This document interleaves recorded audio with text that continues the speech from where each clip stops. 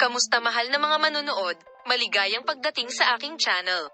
Nandito na naman ako na may magandang video ni Ayla Turcaglo at Halil Ibrahim Ceyhan. Ngayon, ibabahagi ko sa inyo ang espesyal na balita ng aming matagumpay na aktor na sina Halil Ibrahim Ceyhan at sila Turcaglo. Ang sikat na aktor na si Halil Ibrahim Ceyhan ay naging mga headline sa pamamagitan ng pampublikong pagdedeklara ng kanyang hindi matitinag na pag-ibig sa kanyang kapareha at sikat na fashion star na si sila Turcaglo na may nakakaantig na pagpapakita ng pagmamahal at debosyon. Ang taos-pusong pahayag ay dumating sa panahon ng isang eksklusibong panayam kung saan pinag-usapan ni Ceyhan ang kahalagahan ng kanilang relasyon at ang determinasyon ni Turcaglo na protektahan sila mula sa mga panggigipit ng katanyagan.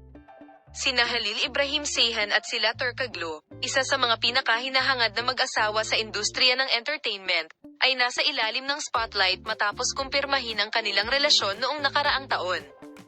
Ang duo ay nabighani sa kanilang mga tagahanga sa kanilang mga kaakit-akit na hitsura at cute na mga caption tungkol sa kanilang mga personal na buhay na ibinahagi nila sa social media. Gayunpaman, ang kamakailang pagkawala ng mag-asawa sa mata ng publiko ay higit na nagpapataas ng interes ng media sa kanilang relasyon. Sa panayam, tapat na nagsalita si Ceyhan tungkol sa mga hamon ng katanyagan at epekto nito sa kanyang mga personal na relasyon.